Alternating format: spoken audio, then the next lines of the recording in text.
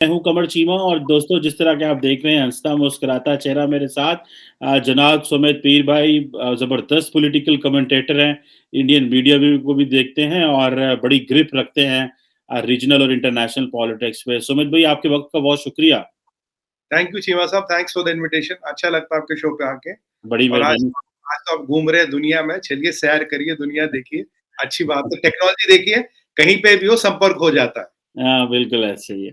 Thank you very much. अच्छा सुमित भाई 2-3 बातें आज आपसे करनी है। पहली बात तो ये है कि वो मैं देख रहा था कि जो चाइनीज़ हैं वो अभी भी जो है वो इंडियंस को जो है वो अगर कोई यॉक चराने जा रहा है या अपनी भेड़-बकरियाँ चराने जा रहा है, तो लाइन ऑफ एक्चुअल कंट्रोल पे वो नहीं करने दे रहे। कुछ आपके बीजेपी के कुछ लोगों ने वहाँ पे जो है वो ट्वीट्स वगैरह भी की हैं। तो इंडियन आर्मी बल्कि ये कह रही है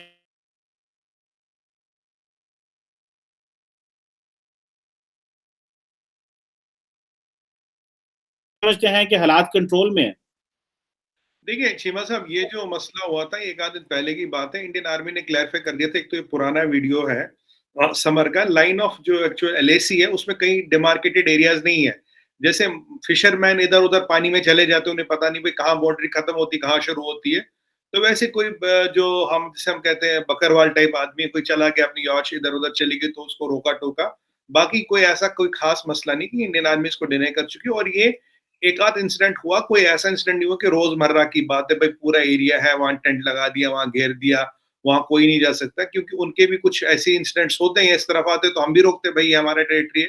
क्योंकि काफी बॉर्डर जो है डिमार्केटेड नहीं है। जैसे पानी का बॉर्डर डिमार्केटेड नहीं होता, हमारा बांग्लादेश के साथ बॉर्डर है, वो तो झील में से जाता है, लेक में से जाता है। वहां भी ये दिक्कतें आती है। इंडिया पाकिस्तान में भी दिक्कतें आती है फिशरमैन्स को लेके। कई बार इधर आ जाता है, कई बार पता नहीं लगता। तो ये वही वाला मसला है। पर हाँ, ऐसा कोई चीज नहीं, एक आध इंसिडेंट हुआ है और आर्मी ने बोले तो गर्मियों की बात है। क्योंकि अभी वाला ये मसला है नहीं वहां का। ये पुराना वीडियो किसी ने ट्वीट कर दिया होगा, तो एक आध इंसिडेंट होता है, तो वो भी मतलब कोई इधर उधर बोले भटके निकल गया। तो बाकी उसकी तरह कुछ नहीं सर। अच्छा ये बताइएगा सुमित भाई कि सुनने में ये आ रहा है कि जो इस वक़्त इलेक्शंस हो रहे हैं यूपी में, वो कहा जा जी, रहा है कि सेमीफाइनल्स हो रहे हैं, नरेंद्र मोदी साहब तो फाइनल जीतेंगे, जीतेंगे। तो आप कैसे देखते हैं जो यूपी में इलेक्शंस हो रहे हैं, गोवा में, पंजाब में, ओवरऑल क्या एक पिक्चर जो है वो डिपिक्ट हो रही है इस वक़्त इंडियन पॉलिटिक्स के अंदर? देखिए चीमा साहब, बहुत ही बढ़िया और का Voters सवाल आप actually हमेशा won the पूछते हैं। ball school hmm, funding. Hmm. Please आपके vote yes on March 8th to keep the aid. Thank you. अभी जी, जी। बैकग्राउंड अच्छा। जी, जी, जी। अभी अभी जो हमारा पहला सवाल देखिए, अभी 5 स्टेटों में इलेक्शन हो रहे हैं। अभी अपना यूपी में हो रहा है इलेक्शन, पंजाब, उत्तराखंड, मणिपुर और अपना गोवा में होगा। 5 स्टेट है टोटल जहाँ इलेक्शन होगा, 4 के तो अभी चल रहे हैं। अभी क्या है कि जो सबसे बड़ा इलेक्शन जो माना जाता है इंडिया में, वो है यूपी। यूपी में 80 सीटें होती है पार्लियामेंट की। तो मतलब जो यूपी जीत गया almost one fourth of battle तो वो वहीं जीत गया। जिसने कि यूपी जीत गया ऑलमोस्ट उसका दिल्ली पे 100% वो दिल्ली जीतेगा ही जीतेगा, ये ऐसा माना जाता है। अब यूपी में देखिए 24 करोड़ की जनसंख्या, पाकिस्तान में 22 करोड़ है मेरे हिसाब से। पाकिस्तान से ज्यादा जनसंख्या है। और यूपी में एक और चीज है, मुसलमानों की आबादी करीब 25 से 1% है, 20 से 25% की मुसलमान आबादी भी है।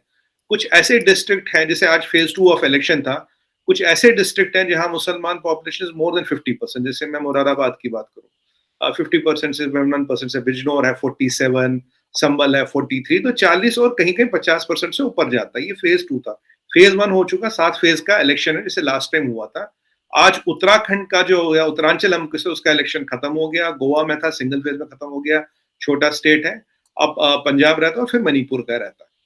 तो अभी ये जो हमारा जो यूपी है, यूपी में जो, क्योंकि यूपी में खसूसियत है चीमा साहब, यूपी में आप कुछ भी गणित लगाओ, कोई भी नंबर लगाओ, कोई भी।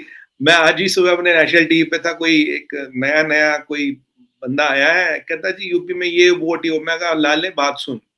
मैंने कहा राम मंदिर से लेके अब तक देख, यूपी वोट करता है सेंटिमेंट पर, मुद्दे पे। ये तो तुम टेक्स्ट बुक पॉलिटिक्स लगाते हो ना, 2+2 4 +2 6, 6+2 8 हो गए। मैं कहा ऐसे में यूपी में वोटिंग ही नहीं होती। मैंने कहा लास्ट टाइम कांग्रेस और समाजवादी पार्टी के अखिलेश यादव जी इकट्ठे हो गए थे, बोले यूपी के लड़के प्रशांत किशोर जी सपोर्ट कर रहे थे, कह देखा। एसपी बीएसपी कंबाइन हो गया था, मैथमेटिकली तो उनको हराना इम्पॉसिबल है। उनको हरा गया, साफ कर दिया सुबड़ा। मैंने कहा और यूपी में खसूसियत चीमा साहब, ये मैं किसी को डिमीन नहीं कर रहा, अगर छोटे से छोटा बंदा हो ना जो रिक्शा चलाता हो, जो चाय का खोखा लगाता हो, सब्जी की ठेली लगाता हो, उसको भी पूरी पॉलिटिक्स समझ आती है। यूपी, बिहार में आप ये नहीं बोल सकते कि किसी को राजनीति समझ नहीं आती। वहाँ ये नहीं कि आपने आ दिया, भाषण दे दिया, ये कह दिया, वो कह दिया, उन्हें सब पता है। गणित, हिस्ट्री, ज्योग्राफी, केमिस्ट्री सबको पता है। अगर कहीं पॉलिटिक्स का हम बोले लेबोरेटरी है इंडिया में, जहाँ हर बंदा पीएचडी स्कॉलर है, वो है यूपी, बिहार। खासकर यूपी में हर एक को पता है। अब यूपी जीतने का मतलब होता है कि आपने ऑलमोस्ट दिल्ली का 1/4 जीत लिया। तो यूपी में जो जीता जाएगा वही दिल्ली तक पहुंचेगा। वैसे आजकल एक बात और देखा गया, थोड़ा स्टेट का इलेक्शन है, स्टेट का इलेक्शन और पार्लियामेंट का इलेक्शन थोड़ा अलग रहता है। अगर आप देखें दिल्ली में बीजेपी की सरकार नहीं, आम आदमी की सरकार है, पर जब पार्लियामेंट इलेक्शन है पूरी 7 की 60 सीटें ले गई। तो ऐसे भी एग्जाम्पल है, बट यूपी एक बहुत ही पॉलिटिकल दृष्टिकोण से, from a political perspective, is a very important election and everybody is watching around UP. अब की बार जो फाइट है वाकई में, देखिए कांग्रेस की पिछली बार तो चीमा साहब 90% सीटों में तो जमानत जब्त हो गई थी। डिपॉजिट मनी कहते हैं ना हम आपके यहाँ, हमारे भी डिपॉजिट मनी कहते हैं, वो जब्त हो गया। अगर कुछ 5% से कम वोट आती, डिपॉजिट मनी जब्त हो जाता है। अब जो बीएसपी कुछ इतना दमखम लगा नहीं रही, मायावती जी की पार्टी, तो अभी जो चुनाव है वो बीजेपी और अखिलेश यादव के बीच है। अखिलेश यादव जी का जो फोकस रहता वो रहता भाई यादव वोट बैंक प्लस मुस्लिम वोट बैंक, ये उस पर चलते हैं। और अभी उन्होंने आरएलडी के जयंत चौधरी जी वो कह रहे जी मैं थोड़ा वो जाटों का भी वोट बैंक मिला लूंगा। इसमें जाटों की पॉपुलेशन 2% है टोटल स्टेट में, कोई बहुत बड़ा वोट बैंक है नहीं। पर दिक्कत ये है कि जो मुस्लिम वोट बैंक है इसके कई सारे चाहने वाले हैं। पहले तो अखिलेश यादव जी दावेदारी ठोकते हैं, फिर उस ओवैसी साहब है, कांग्रेस भी मुस्लिम वोट बैंक पे खेलता है, और आरएलडी वाले भी खेलते हैं, और बीएसपी वाले ने भी, अगर आप वेस्टर्न यूपी का इलेक्शन देखें, बहन मायावती जी ने 23 मुसलमान कैंडिडेट उतारे वेस्टर्न यूपी में। तो ये जो मुस्लिम वोट है ये जाके कहीं ना कहीं सब कैंपों में इधर उधर बढ़ जाता है। तो इसके बाद इसकी कोई इतनी रेलेवेंस नहीं रह जाती। हाँ, चुनाव कांटे का, चुनाव टक्कर का है।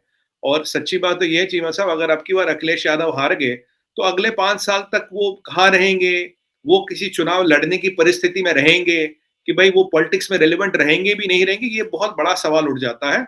और मेरा ये मानना है कि उनके लिए डू और डाई है, अभी नहीं तो कभी नहीं। जी।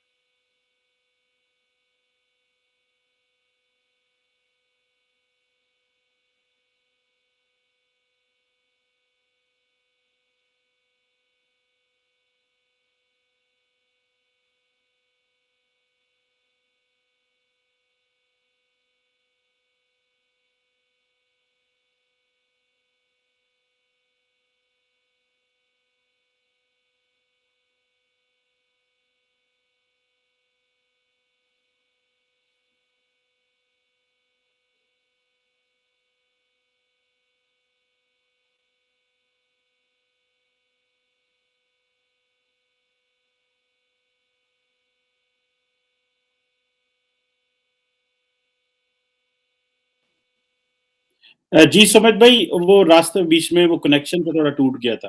हाँ मैं जी। माजरत चाहता हूँ इस हवाले कोई से। अच्छा सुमित, हाँ। ये बताइएगा कि ये जो योगी साहब कहते हैं कि यूपी जो है वो तो 80-20 की गेम है, तो बेसिकली कहा जाता है कि योगी साहब जो हैं वो 80% हिंदूज की बात कर रहे हैं, 20% मुसलमानों की बात कर रहे हैं।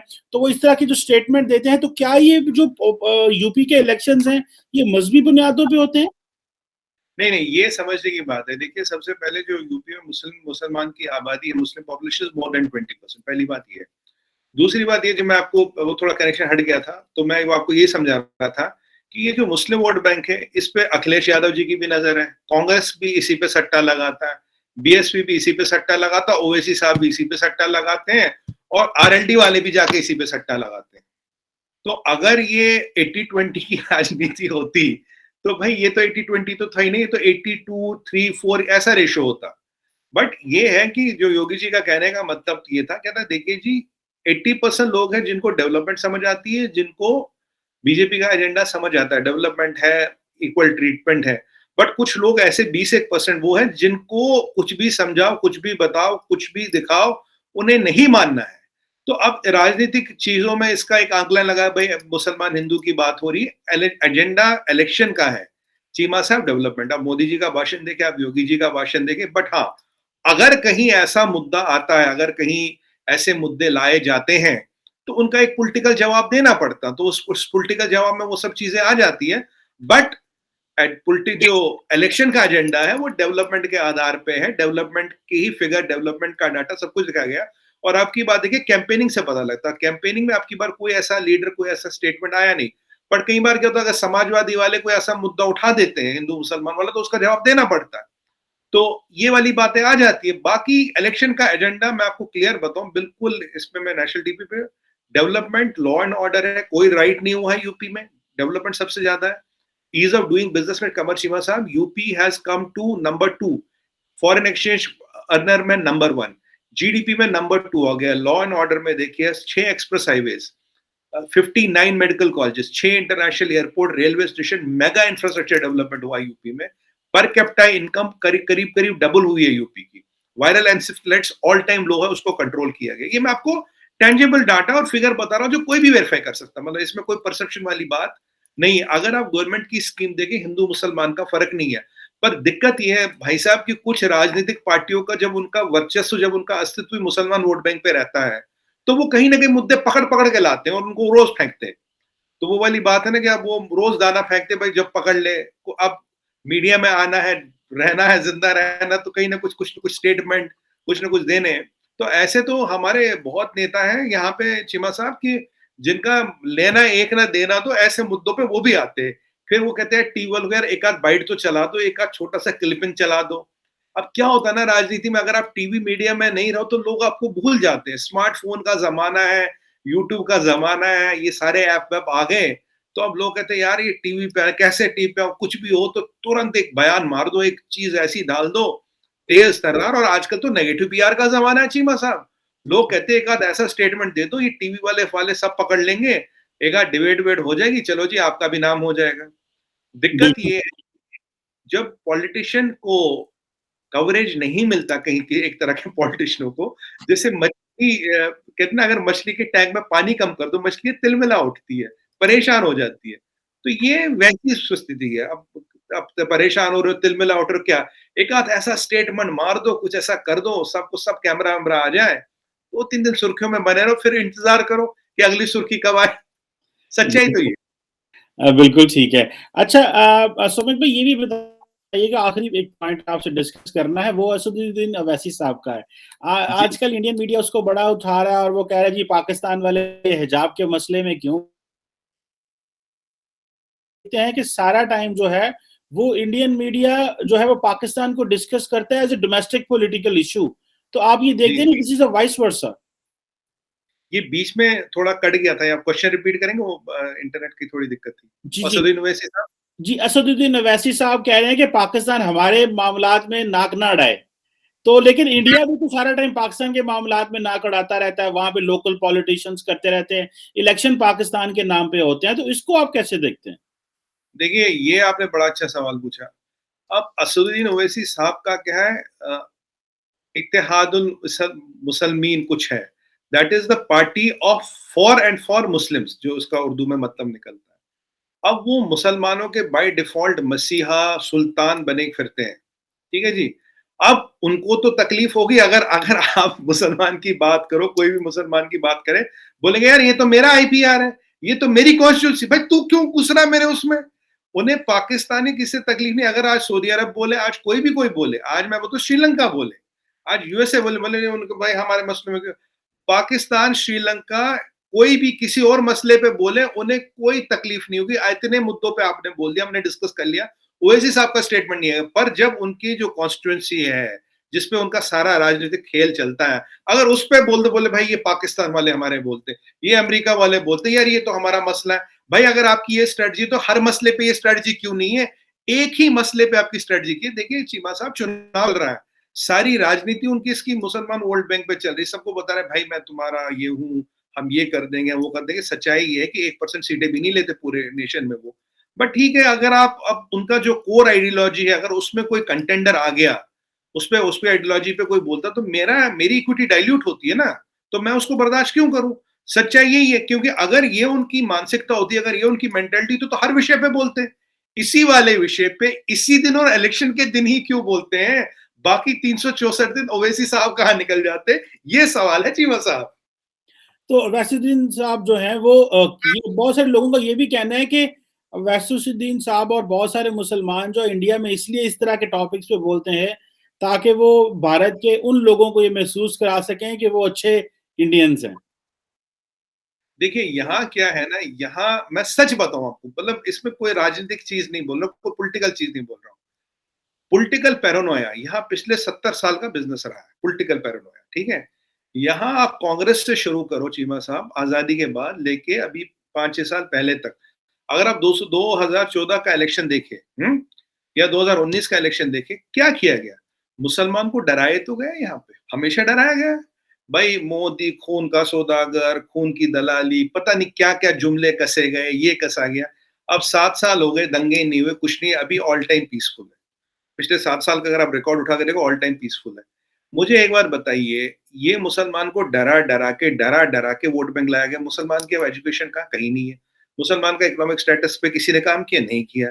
और ओवैसी साहब भी क्या कर रहे हैं? ओवैसी साहब भी वही राजनीति कर रहे हैं, वो मी टू राजनीति है कि भाई ये भी डरा रहा, ये भी डरा रहा, चल मैं भी डरा लेता हूँ। अब उससे 2-5 सीटें आ जाएंगी, हम भी पॉलिटिक्स में बने रहेंगे।